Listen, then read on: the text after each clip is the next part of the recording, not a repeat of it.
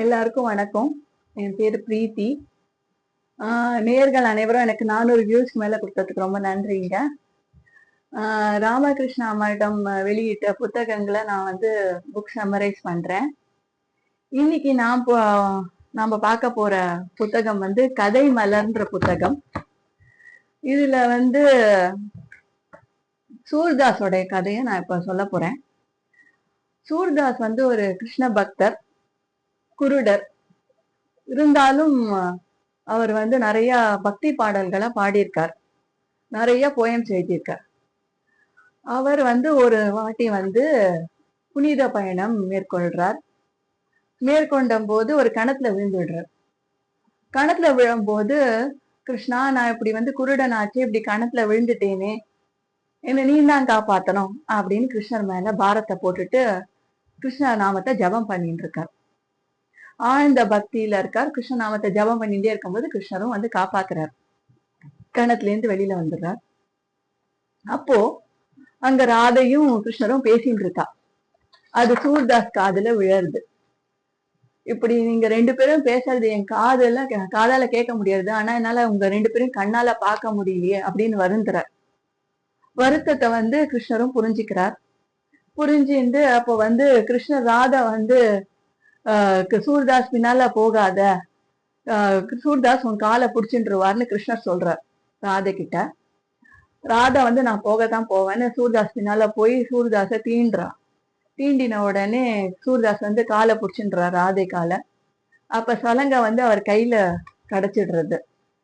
அப்போ ராதா சொல்றா, சூர்தாஸ், எனக்கு என்னோட சலங்கையை திரும்பி கொடுங்க, நானு கோபியர்களோட நடனம் ஆட போகணும்னு சொல்றாங்க.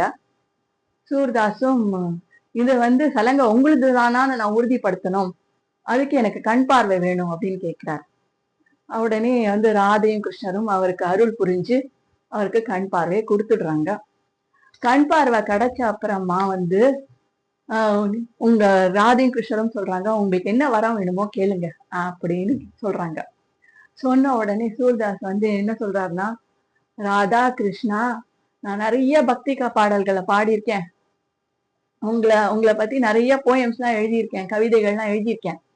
ஆனா உங்களை பார்த்த கண்ணால இனி நான் யாரையும் பார்க்க விரும்பல அப்படின்றார் சூர்தாஸ்.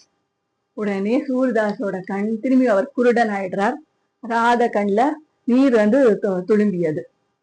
இதுல நாம பார்க்க வேண்டிய விஷயம் என்னதுன்னா, அவர் குருடனா இருந்தாலும் அவர் எப்படி இவ்வளவு போயம்ஸ் அழகா எழுதியிருக்கார், எவ்வளோ பக்தி சாங்ஸ் பாடியிருக்காருன்றது நமக்கு தெரிய வருது. அவர் ஒரு பக்தி செயின்ட். அதனால நமக்கு பிசிக்கலி சேலஞ்சா இருந்தாலும் நம்மளாலையும் நிறைய பாட்டுகளை பாட முடியும், போயம்ஸ் எழுத முடியும்ன்றது இவர் வாழ்க்கைய பார்த்து நம்ம தெரிஞ்சுக்கலாம். அடுத்தது இதுவே ஒரு பெரிய இன்ஸ்பிரேஷன் நமக்கு. அடுத்தது நாராயண மந்திரம். அதாவது இது அடுத்த கதை, இந்த கதை மலர்ல. இதை எழுதினவர்கள் நிர்மால்யன், படம் வரைந்தவர் சங்கர். இந்த கதையில நாரதர் ஒரு வாட்டி வைகுண்டத்துக்கு போயிட்டு நம்ம நாராயணன்ட்ட உங்களோட நாமத்தோட மகிமை என்னன்றது இந்த உலகத்துக்கு தெரியணும், அதனால அதை தெரியப்படுத்தணும் அப்படின்னு கேட்டபோது நாராயணன் சொல்றார், ஓ, கண்டிப்பா தெரியப்படுத்தலாம், என் நாமத்தோட மகிமை தானே என்னன்னு தெரிஞ்சுக்க விரும்புறீங்க நீங்க. அங்க ஒரு புழு இருக்கு, அந்த உலகத்துல ஒரு புழு இருக்கு, அந்த புழு கிட்ட போய் என் நாமத்தை சொல்லுங்க அப்படின்னு உடனே நாரதர் போறார்.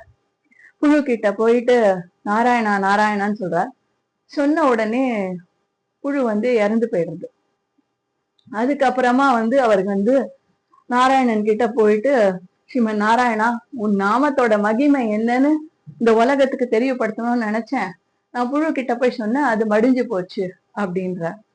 உடனே நாராயணன் சொல்றார், அங்க ஒரு பட்டாம்பூச்சி இருக்கு, அந்த பட்டாம்பூச்சி கிட்ட போயிட்டு என்னோட நாமத்தை சொல்லுங்க, உங்களுக்கு என் நாமத்தோட மகிமை என்னன்னு புரியும் அப்படின்றார். உடனே அந்த பட்டாம்பூச்சி கிட்ட போயிட்டு நாராயணா நாராயணான்னு சொன்ன உடனே அந்த பட்டாம்பூச்சி சுருண்டு விழுந்துடுறது, மடிஞ்சு போயிடுறது.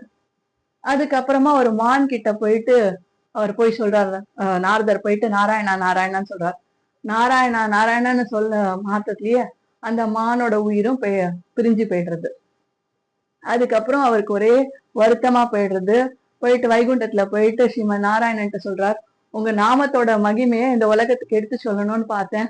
ஆனா நான் போன எல்லா ஜீவராசிகளுமே சம்ஹாரத்துல போய் முடிஞ்சிடுச்சு அப்படின்ன உடனே, இதுக்குள்ளேயும் நீ மனசு தளர்ந்தா எப்படி? அங்க ஒரு கன்றுக்குட்டி ஒண்ணு இருக்கு, அந்த கன்றுக்குட்டி கிட்ட என்னோட நாமத்தை போய் சொல்லுங்க அப்படின்றாரு. நாரதரும் போயிட்டு அந்த கன்றுக்குட்டிகிட்ட நாராயணா நாராயணான்னு சொன்ன உடனே அந்த கன்றுக்குட்டியோட உயிரும் பிரியறது. அதுக்கப்புறம் அந்த நாரதர் கடைசியாக என்ன சொல்றா, இது நாராயணன்ட்ட போயிட்டு, சுவாமி எனக்கு கலக பிரியன் தான் பேரு, என்ன கொலகாரன்ற பட்டம் கொடுக்கறதுக்கு உங்களுக்கு திருவுள்ளமா அப்படின்னு கேட்டுறார் நாரதர் நாராயணன்ட்ட. அப்ப நாராயண பகவான் சொல்றார், இப்போ அங்க காசிராஜன் ஒரு ராஜன் இருப்பார், அவர்கிட்ட போயிட்டு என் திருநாமத்தை சொல்லுங்க. அவருக்கு ஒரு குழந்தை பிறந்திருக்கு, புதுசா இருக்கும் ஒரு குழந்தை பிறந்திருக்கு, அந்த குழந்தை கிட்ட போயிட்டு என் நாமத்தை சொல்லுங்க அப்படின்னு உடனே காசிராஜனும் நாரதரை வரவேற்று, என் பையன் நீடூடி வாழணும், அவனுக்கு ஞானம் எல்லாம் நல்லா கிடைக்கணும்ன்றதுக்கு மாதிரி வாழ்த்துங்க அப்படின்றார். என் பையனுக்கு ஞானம் வரணும், நீடூடி வாழணுன்ற மாதிரி வாழ்த்துங்க அப்படின்னு மகரிஷியே அப்படின்னு வணங்குறார். காசிராஜனோட பையன் கிட்ட போயிட்டு, அப்பதான் பிறந்திருக்கும் அந்த குழந்தை, காசிராஜன் குழந்தை பிறந்திருக்கும். அந்த பிறந்த குழந்தை கிட்ட போயிட்டு நாராயணா நாராயணான்ற மந்திரத்தை சொல்றார் நம்ம நாரதர். சொன்ன உடனே அந்த குழந்தை கை கூப்பிண்டு சொல்றது, நாரதரே யாருன்னு தெரியலையா அவங்களுக்கு அப்படின்னு கேட்கறது. அப்ப நாரதர் சொல்றாரு, இல்லையே எனக்கு தெரியலையே, நீங்க யாருன்னு சொல்லுங்க அப்படின்னு. உடனே முதல்ல நான் புழுவா இருந்தேன், அப்புறம் அப்ப நீங்க நாராயணான் மந்திரம் சொன்ன உடனே நான் மடிஞ்சேன், அதுக்கப்புறம் பட்டாம்பூச்சியா இருந்தேன், நீங்க நாராயணான்னு சொன்ன உடனே நான் இறந்து போயிட்டேன், அதுக்கப்புறமா கன்று குட்டியா இருந்தேன், மானா இருந்தேன், நீங்க நாராயணன்னு சொன்ன உடனே நான் மடிஞ்சு போயிட்டேன், இப்ப எனக்கு மனித பிறவி கிடைச்சிருக்கு, அரிது அரிது மானிடராக பிறகு அரிது, அந்த மனுஷ பிறவி எனக்கு கிடைச்சிருக்கு. அதனால இந்த நாராயண நாமத்தை சொன்னதுனால அவருக்கு உயர்ந்த பிறவியான மனுஷ பிறவி கிடைச்சிருக்கு. அதனால நாராயணனோட நாமத்தை சொல்லும் போது நமக்கு உயர்ந்த பிறவி கிடைக்கும், இன்னும் உயரலாம்ன்றது இந்த கதை மூலியமா தெரிஞ்சுக்கலாம். நீங்க எல்லாருமே இந்த சேனலுக்கு சப்ஸ்கிரைப் பண்ணணும். கண்டிப்பா ராமகிருஷ்ண லைப்ரரிக்கு வரணும், நிறைய புஸ்தகம் படிச்சு நீங்க எல்லாம் பயன்படணும்ன்றதுதான் என்னோட அன்பான வேண்டுகோள். கட்டாயம் எல்லாரும் லைப்ரரிக்கு வாங்க, அந்த புக்ஸ் எல்லாம் பராமரிக்கிறதுக்கு உங்களோட அன்பும் ஆதரவும் கண்டிப்பா தேவை. சில புத்தகங்களும் நீங்க வாங்கி படிக்கலாம், அது வசந்த கருத்துக்கள் உடைய புத்தகமாக இருக்கிறதுனால கண்டிப்பா நீங்களாம் வாங்கி படிக்கணும். நன்றி, வணக்கம்.